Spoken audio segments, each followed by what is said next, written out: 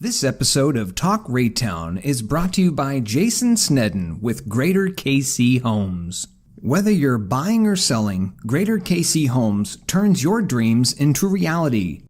Jason Sneddon is your local agent to help you invest in your future. Greater KC Homes is by your side every step of the way. The only name you need to know in real estate is Greater KC Homes, helping people achieve the dream of home ownership. Call Jason at 816-642-5319 or jason at greaterkchomes.com.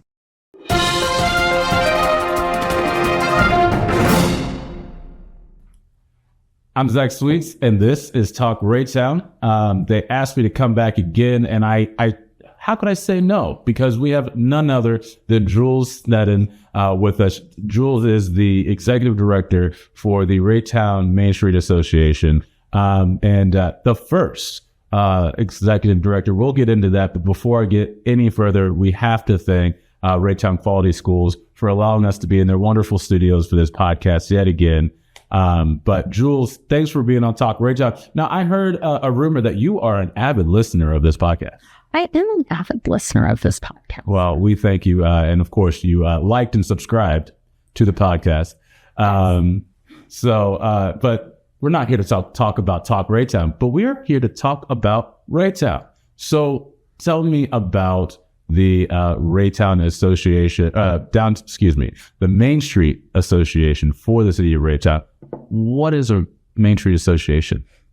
So a Main Street Association is a nonprofit that focuses on economic vitality, on community, on making sure that our downtown is excellent and beautiful, and that we are helping our businesses in that area, that we are providing programming for our citizens, and that we are assisting the city in any way that we can as well. Perhaps they are going for a grant or something and they need a nonprofit to come alongside them. Then that's something that we want to be able to do to help out our city and help out our citizens. So my understanding is that the Main Street Association has been around for about 17 years. Yep. And Micah said in the intro there, you are the first executive director. Did you just pop up out of thin air? How did Raytown get blessed with your presence? How do you find your way to this association? I'm ornery, and we applied for some grants, and we figured out that not having an executive director was a big problem with getting the grants. And so, part of who I am is I consider myself to be a statesman, which means that I do things that are not just for myself or my family, but also for our city and our citizens. And so I felt like that with my background, I have 32 years in marketing and sales, 25 years in executive leadership. And so I figure, why not take all of that past experience and apply it to help out our city? Now, had you been involved with the Main Street Association before becoming the executive director? Yes, sir. So I was asked to be the chair for the economic committee. And so for 2 years, I spent time working with the other board members on getting things going in different directions, looking at placemaker grants and things to prepare us for when FIFA 2026 comes. And so I think that because of that, and just kind of seeing the heart of our city, at the heart of the people in our city and our businesses, it just kind of made me want to help to make sure that, when it comes to that time, that and not just that time, but for the future, because we have 1 million kids and grandkids here, and so I want it to be good for them, and I want to be a part of that. Yeah, you were kind of hitting on something that I think most people just assume that it's probably like another version of the chamber, right? How does the Main Street Association differ from the Raytown Chamber? So a Main Street Association focuses on the downtown. And what we find is statistically is that cities that have a focus on their downtown, on their main street, on their historical area with an eye for the future, end up being very successful. I mean, we look at Lee Summit, we look at Independence, we look at Blue Springs, and Kansas City, obviously.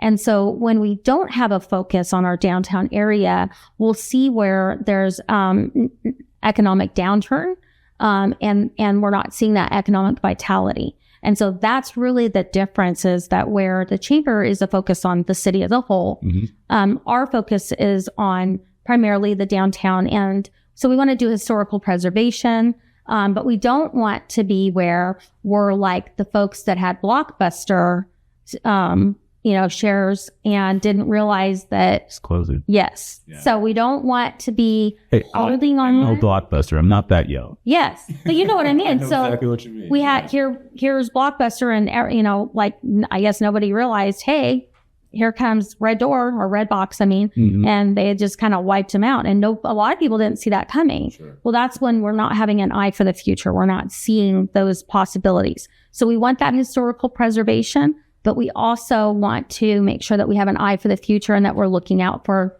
our downtown businesses. And I feel like just kind of growing up in the area and coming through Raytown for different things, barber, church, family members, I feel like I have seen steady, maybe not like leaps and bounds, but steady just growth around, or at least being able to maintain. What has that story been in that you're aware of in your time of the downtown area, and kind of how we got to today? Has it been, as I perceive it, that small positive growth over time? So I've been here 5 years, originally from San Diego, from California for 40 years, moved here in 2020 during COVID. My understanding from what I've seen in, just kind of studying our own, growth and everything. So Raytown had kind of an economic downturn during the 2008, disaster, I guess is what we call it. And then, it started doing kind of that little bit here and there. One of the things that did deeply affect our downtown was COVID. Fox's Drugs, which is kind of like the hallmark, is shut down during that time and has still remained shut down. And so we did see businesses that had even been here for quite a while that shut down during that time. And so I think it's been kind of a little bit of a struggle bus with getting businesses there and supporting them, and being able to help them to stay in there, and even training. So one of the big things that we want to be able to do is to help train our entrepreneurs, and give them, hey, this is what you do with a business license, and this is what you do for your taxes, and this is what you do in order to have your fascia redone. Here's a grant for your fascia, or here's a grant for updating parts of your building, to help them with their, building, or to be able to write off taxes. And hey, this is what you can do in order to drive marketing dollars towards yourself, and so we want to kind of help out in that way, where before now that has not been something that they've been able, to do. Where I have that kind of energy and experience, where I want to do that for, our businesses and our city. I would like to see where folks are so excited to go and visit our downtown, because we have things constantly going on down there. And so that's kind of that vision that I see, where we can make that happen. It just takes, somebody kind of stepping up to the plate and saying, hey, this, it's not convenient for anybody, right? But it's exciting, and it's something that I see where we can make a huge difference in people's lives. And is that where you mentioned the grants? Is that where some grant dollars can help with really some of the resources, or just the assistance of pulling information for the businesses? Is that kind of where that connection as well? Oh, yeah. And, we can get, for example, there's a mural grant. And so we would like to see several murals put up in our downtown area that reflect who we are as a city, right?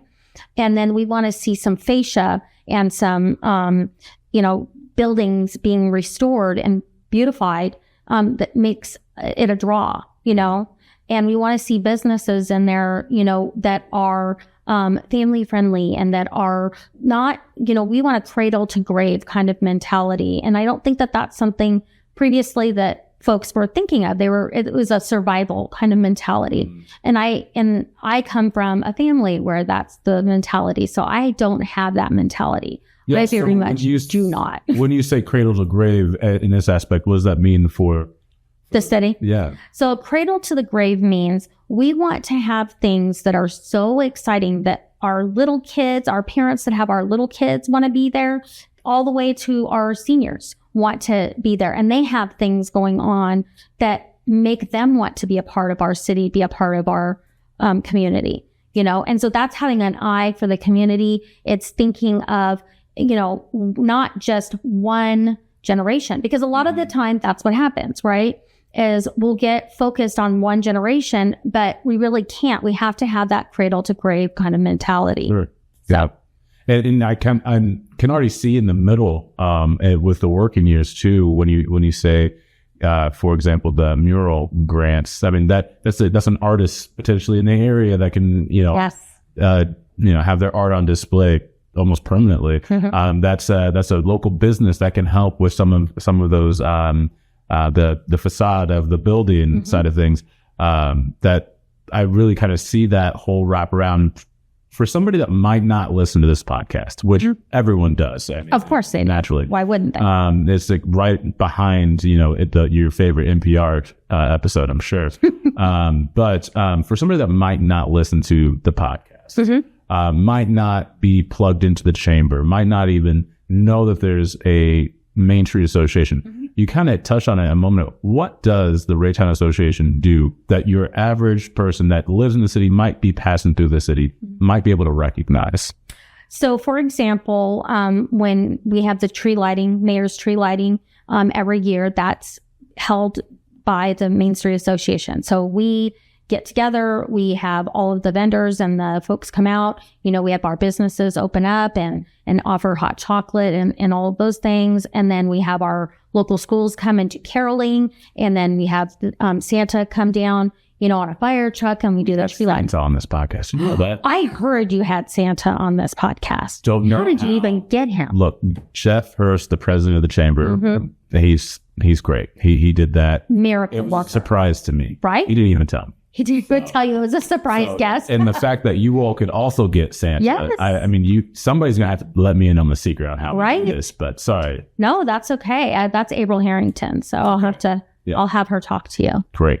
Yeah. A long list. And then the other thing that we do is we do the parade for Easter and the egg extravaganza, where we have music and we have games and prizes and we have food.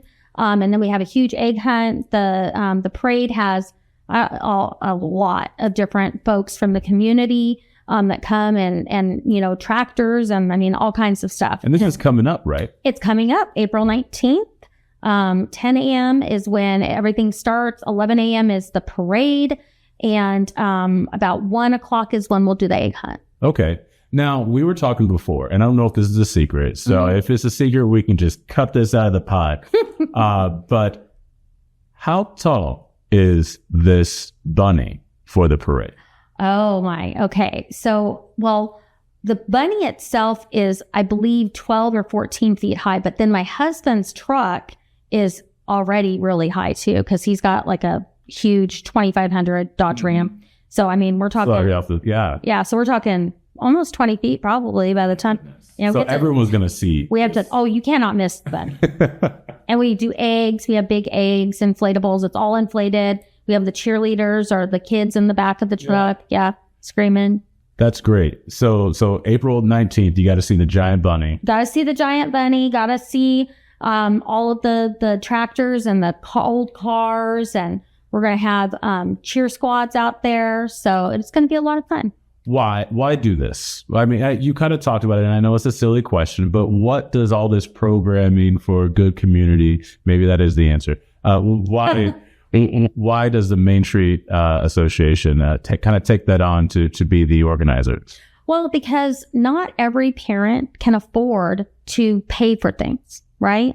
And so as someone who comes from a family that did not have money to do those kinds of things, my husband and I are always thinking of that parent that maybe and also maybe doesn't have community or family. Maybe that is their community. So by doing an event like that where the kids can come out, they can be excited, they can fall in love with and have those memories like, oh, do you remember when we were 8 years old and we were at the parade and, we got to go and shake hands with, the mayor or with Easter Bunny, like whoever. Those are the kinds of memories, foundational memories that we want our youth, our kids, our families to have. And it gives us an opportunity to do something really awesome for our community. Yeah. No, that's it. As you were talking, I was thinking, oh, wait, I think my downtown association or Main Street Association, when I grew up in Belton, and the high school choir, we would always go sing at the mayor's Christmas tree lighting. And I'm thinking that was probably them that helped organize that right on Main Street. Probably. And so it's really great to see kind of that effort to make sure that folks are coming through, but also very accessible to everybody. So they have a part of this Raytown community. Absolutely. And so when we think about kind of what helps make Raytown a better community to live, work, play, have their kids go to the schools here, what do you think is probably just the biggest contribution? You told us a lot already, but what do you think is probably the biggest contribution if everyone, all the stakeholders around Raytown got together and said, this is our contribution to Raytown? What would you say the Raytown or the Main Street Associations would be? Right now, I would say that it's the community events that we do and the businesses that we're focusing on helping.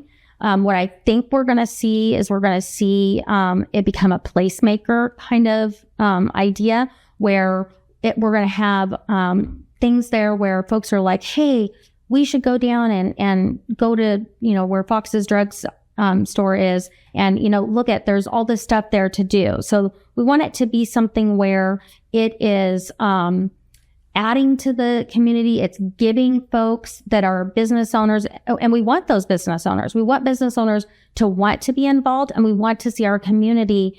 We want to see them cheerleading for our businesses. We want them to be buying with our small businesses, and that's really our focus is that small business, medium business owner. We're not looking for the franchises and all that. We want to have a focus on the small guy that maybe is kind of like still figuring everything out. Certainly. Yeah. So hopefully we're there for the small business owner and for the community at the same time. Well, and you started to kind of get to my second question, which is, it was really two-part. What is your contribution now? What do you hope to be in your time as the executive director? What do you hope to kind of grow into with the Main Street Association? Well, what I'm hoping to see is where on Friday nights we've got music going. We've got maybe books. Kids going to the bookstore to hear somebody read to them. We've got families that are coming down to the Main Street area to eat and to just hang out. Maybe we've got a huge chess set, and mom and dad can take the kids down there and they can play chess, or we've got huge Connect Four, and that kind of thing. Or maybe they're going to go downtown and they're going to go and play on like a hopscotch, or something like that, where we've got the chalk and everything. Or they can go down and they can do their own art for us and kind of give towards their city as well. Yeah. But, we want to do murals that are maybe like paint by number, where members of the city get to come and say, hey, that right there, that's my part of that mural, Yeah. It almost sounds like an outdoor community center in a way. Kind of. Yeah. And that's one of the things, here in the Midwest, when it comes to community and even, like you said, community center, we want to be the center, right? That's the whole point. We want to be that center. We want folks to go, you know what? I'm going to go on my first date with this girl, and there's this huge chair out there that I want to take a picture because, that represents my, landmark or placemaker, one of the placemaker items there. So that's kind of what I see. I also want to have farmers market. I want to see it having, different vending. We want to do pop-up events. We want to have a business incubator where small businesses, almost like a made in KC kind of mentality. I see that. I want to see all of the businesses right now that are on Main Street. I want all those buildings full, so those are the kinds of things.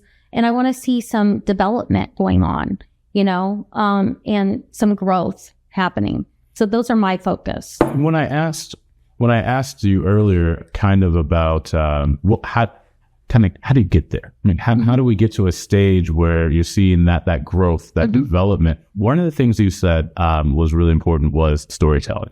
So what role does storytelling play in kind of building that vision and kind of actualizing that goal? So what we find in marketing, especially in the last probably 5 years, you've seen it a lot more. And like we said, this is kind of like storytelling, right? Yeah. But what you find is that when I go to a business owner and I say to that business owner, hey, tell me your story. Tell me the story of your business. And then you say to them, hey, so now tell me, what is the hardest thing you've ever overcome, right? And maybe our whole focus of that story is not just on the business. It's on the background of the person. And, maybe one of the gentlemen that we saw in an interview, he was a crack addict. He lost everything. His grandpa came alongside him and helped him to overcome tremendous obstacles and believed in him. And he ended up being the owner of this tire shop. And by doing that storytelling piece, they had 20, 30,000 people all of a sudden that started following this guy. Oh, wow. And, it helped to drive business to him because they didn't just fall in love with this business. They fell in love with him as the owner and the story of his business. Yeah. And so I want to tell the story of Raytown. I want to see where, we have that everyday person, when we're out here and we're doing the event, this Easter event, I'm going to go up to folks and see, hey, can I interview you? Can I take a picture of you? And you're not going to see our logo on that picture. You're not going to see, because it's not about Main Street. Okay. It's about Raytown. It's about that person's story, that business's story. It's about helping to drive business to them by, telling folks, hey, like their, business, go visit their business, support them. This is kind of their background. And so we find that by doing that and by doing that storytelling, and telling the story of the person, and this gives us the opportunity to sell the person, the business, but also the community. And that's going to be true for Raytown too. I think that one of the reasons that we chose Raytown, so when we moved here, out of all the places that we could have moved as husband and wife with 8 billion children, we chose Raytown. And we'll get asked all the time, why? Why did you choose Raytown?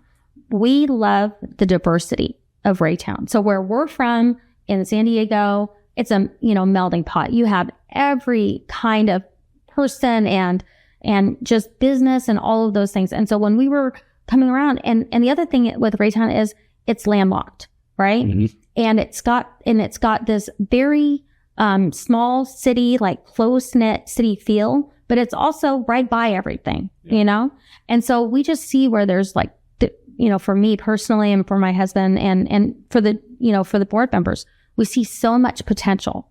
And I want to see Raytown live out that potential. And you do that. You start off by doing storytelling.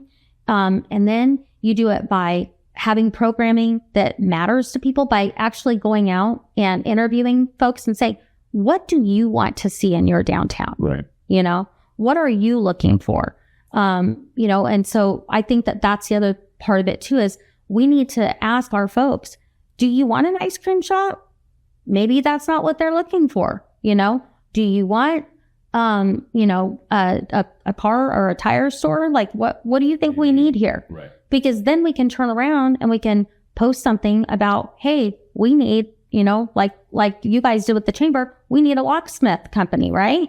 And then all of a sudden they had a whole bunch of locksmiths. Yeah. So, it's that kind of thing to help drive that business. But we don't want to just give any business. We want to give a business that the people are looking for.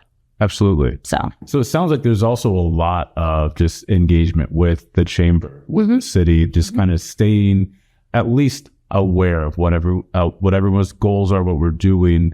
Yes, everyone's talking to the broader constituency, but also being able to be another piece to that collective tool set to build Raytown. Yeah, absolutely. So speaking of building Raytown, and you mentioned earlier, the World Cup is coming. Yes. I don't know if anyone has heard, but the footballers are coming. And Raytown is going to be smack dab in the middle of all the folks trying to see it, to just be around it. What are the conversations for the Main Street Association about what you all can do to make sure that some of those folks pass through Raytown's downtown? Well, it's making sure that we have waymaker, meaning like this is the way that you go to get to this event, or, so we need signage. We need to make sure that we are marketing and we're putting events up as a Downtown Main Street Association. And then also asking and seeing, hey, in the past, what are the things that the folks from the other World Cup have been looking for? One of the things that we've been told is a lot of them bring their families. And so they're going to be looking for things for their kids to do. So as a city that is high, we're like, 1.1 miles away from the Chiefs Stadium. We want to make sure that people want to come through here, and we want to prepare our businesses. Hey, we might have higher traffic. Security is also a big thing. We need to be looking out for, will we have folks that are trying to stay in the parks? You can't camp in our parks, parking, that's another thing. Are people staying the night in our parking lot, in our businesses' parking lots? So it's really kind of thinking of all of those things ahead of time. And you know what? What's the worst thing that's going to happen? You're over prepared. That cannot be a bad thing. What would be a bad thing is, this could be as big as having like the Olympics. So I lived through the Los Angeles Olympics, being out there, and I was a little girl, but let me tell you, it was insane. Like traffic and going back. Oh yeah. No, I mean, are you going back for this? Oh, this one? No. You sound a little traumatized. Yes. But yeah, there's going to be a lot of folks. 600,000, like 2 million, I guess is what they're saying. So if and that's like what? It could be equal to 6 Super Bowls. So like we have to be prepared as a city. We have to have our citizens prepared. We have to have our youth prepared. Hey guys, you might not want to just be out, walking around in the middle of the night kind of thing, and this is why. Yeah. So, just being prepared, because we're also thinking there's going to be a lot of walkers. Oh, surely. Right? Especially with the trail going right to the stadium. And that's an intense 6 weeks. But we also want to see how that can, in a good way, financially impact our city. How can this be something that we use as an opportunity to help our businesses, to help our city, through taxes or whatever, other ways that we can get that. And then also being prepared, hey, maybe we should have a couple of extra food trucks, guys, maybe that's a way, or maybe we have some pop-up businesses, and kind of thinking about that kind of stuff. So that's kind of what our talks have been, is how can we give the people what they want? Yeah. And every community is thinking about how can they make sure that their small businesses aren't walked right past. Yep. But from what it sounds like, there's going to be so many people that every business might have at least 2 people walk through. Yes. But it sounds like you all are having those conversations now. The clock is ticking. We'll see folks landing in the area well before the games as well. Oh, yeah. So it's an exciting time, and could also just be a great way to, I'm sure, learn some lessons that you can carry on forward. Oh, yeah. So. Well, and, success is just, where you've failed over and over and over again, right? So I would rather look at, wisdom is taking mistakes other people have made, and you can make that decision right there. Hey, do I have to do that same dumb mistake? Wisdom would say, no, I don't. Sure. Right? So we can apply that knowledge as wisdom, and we can look at, where has it gone well? Where has it not gone well? And what were the things that those other places were not prepared for, and so hopefully that's what we're doing. And as the first executive director, what wisdom do you believe that you're bringing into the role, that you're excited to really get rolling with? So I have my bachelor's in finance and economics, my master's in communication and education, 25 years of executive leadership, chief sales and marketing officer, chief growth officer. I've also been a small business owner. I come from a family of small business owners, and my husband and I, 26 years married, we've owned many, many, many small businesses, and still do. And so I come from where I have small business experience. I've been that person that was struggling and needed somebody to come and give a hand, up to. I've also worked in middle, sized companies where I recognized, hey, as a mid-sized company, this is what it's going to take to go to big. And then I've been in the really big 150 million a year business, and so I can see all of those different dynamics. And I think that because I have that experience, I've kind of been given a unique opportunity where I can use that talent, and give my time to be able to help out some of these businesses, and especially with marketing. We don't realize how important marketing is, and websites and just even that knowledge of knowing, oh gosh, so if I put it here instead of here, and so. Or even if I put it, on one platform, let's have this message, but say it a different way on another. Oh yes, absolutely. Yeah. And I'm guilty of not knowing the power of marketing. Actually, that was all Mad Men.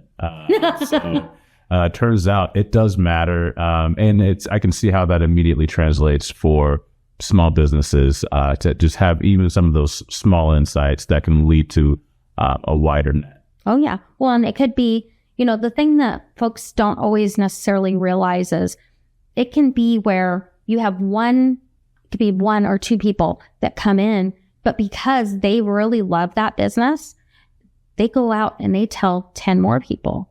And, a lot of the time that's how businesses that are small grow, is word of mouth. And so it's even teaching them, what it means to be good at customer service and the importance of returning a phone call and an email and, all of those kind of things, because a lot of the time as small business owners, we can get overwhelmed, right? And so we have to prioritize and learn time management and kind of all those things too. Well, I think that's it's great insight for someone in your role to have. What is the interaction with you and the board and kind of like the day-to-day, speaking of kind of juggling the business of the business? What is the business of the business for the Main Street Association whenever you all meet? So we met today. Okay. And what are we talking about? Yeah. So our focus is on the parade and the extravaganza. It's making sure that our vendors are given excellent information, making sure that our parade folks know exactly where to go, that things are organized. One of the things I'm bringing into it this year is security. Just because I have a security mindset coming from a much bigger city, because you just don't ever know. You want to make sure that you're prepared for that. The other thing is we're going to have a lot of A-frames and balloons. Okay. So that people actually know where to go. Yeah. So, and it's making sure that the community knows about the event, that we're reaching out to our businesses that will be around that area. Cause, we shut down the streets. So we don't want anybody upset, and we want to make sure that we're being thoughtful of those businesses as well. So that was one of our focuses. We also just got done with our Black and White Piccadilly, which is our big fundraiser. Yeah. Tell us about that. So the Black and White Piccadilly is where, we have auction items. Everybody comes dressed in black and white only. And it's lovely. We have dinner, and then, we get to have fun, and you can either have an all-in where you're standing up and you're saying, hey, I want that Chiefs jersey, that signed Chiefs, Mahomes jersey, or whatever. And so that's our opportunity to kind of reach out to, the philanthropic folks in the community, all the way to the senior in high school that is coming and helping us out by, doing the door. Oh, there's a door game. We have a bunch of games that we do. And one of them's the door game. And so we'll have high schoolers that come out and help us, and then they get their community service hours for doing that.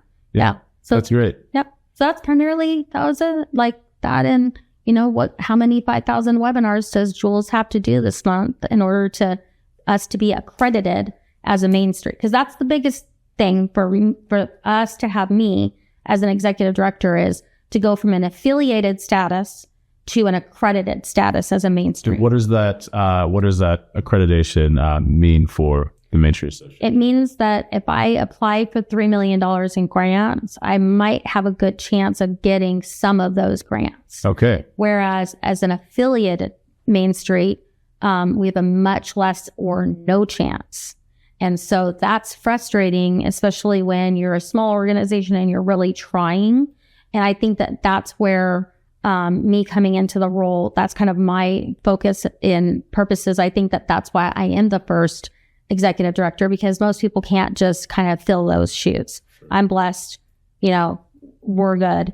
And so this will be something that I can do. And then we'll see, all of those grants coming in and being able to make those differences. I think it'll be great. Well, I want to make sure I get you out of here so you can get to your webinar, because we need that accreditation. I do. I need that accreditation. But is there anything, if nothing else, someone has skipped all the way to the end of this episode, what would you hope that somebody would remember, take away from, or at least continue thinking about from this conversation?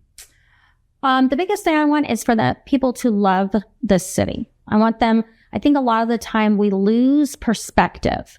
We think that where we lose that love and passion for our community and our city, and we start to only look at the negative things, right?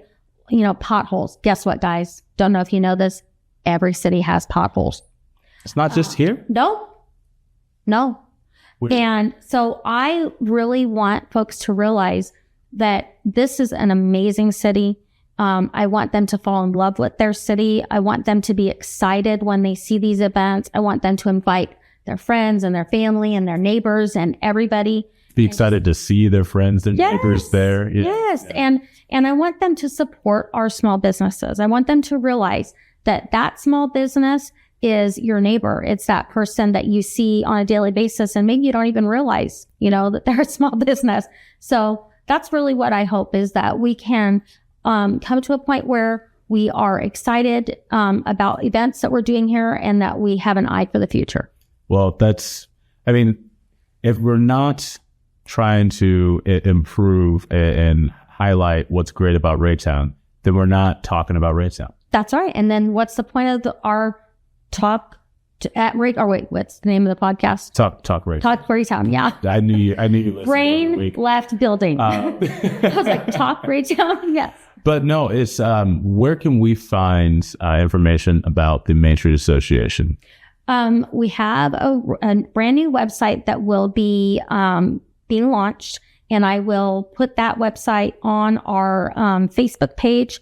I will also ask Jeff to launch it for us, because the previous one, I think it's downtownraytown.com, if I remember right. Okay. That was a good question, because you caught me off guard. I think the one right now, it's like RMSA. So I don't know. It's really long and complicated. So Downtown Raytown, that's what we decided to go with. Wonderful. And we will have a new website completely redone by April 12th. Okay, great. Well, then that'll be just in time to have the April 19th extravaganza on parade. And parade. Can't forget about the parade. Cannot forget about the parade. And the 20-foot bunny, which, well, you could probably see it from literally space. Yeah.